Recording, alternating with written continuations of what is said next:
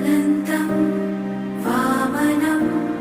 शौर्यं वैकुण्ठं पुरुषोत्तमं वासुदेवं ऋषिकेशं माधवं मधुसूदनं वराहं पुण्डरीकाक्षं नृसिंहं दैत्यसूदनं